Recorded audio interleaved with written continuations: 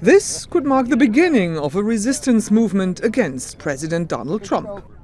The 83-year-old Bernie Sanders and the 36-year-old Alexandria Ocasio-Cortez, also known as AOC, are kicking off their Fight the Oligarchy tour in the West, in a suburb of Las Vegas.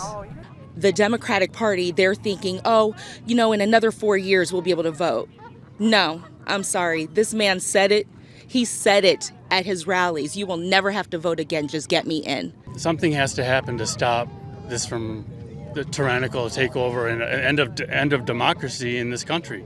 It is breathtaking how fast Donald Trump is changing the United States, and the Democratic Party seems paralyzed and unable to respond. The issue that we're getting in American politics is a lack of consistency and a lack of transparency within our Democratic leaders, but Bernie has been the opposite. Bernie's amazing. His message has always been the same throughout the decades.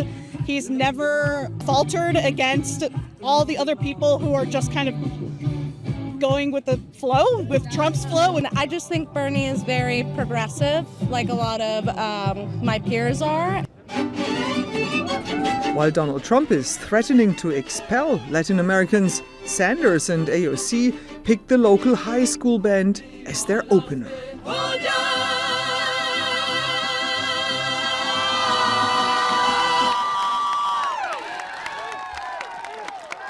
Trust me, I work in Washington and I know the power of the oligarchs. They are very powerful.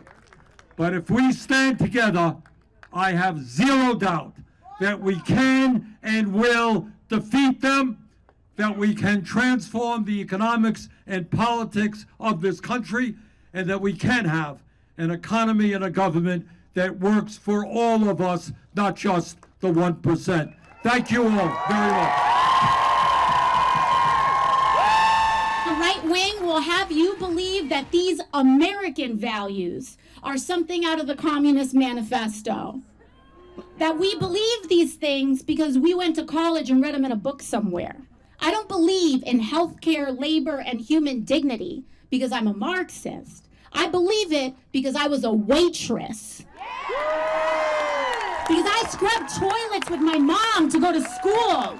Because I've worked double shifts to keep the lights on. And because on my worst day, I know what it feels like to feel left behind. A feeling which resonates with many Americans right now. And it's very hard in society right now to be walking around and not know who you can trust and who you cannot trust.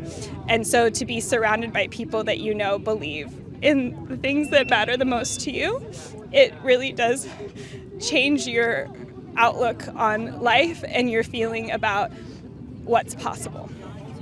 The mood here in the bright sunlight of Las Vegas is definitely dominated by a fresh sense of hope.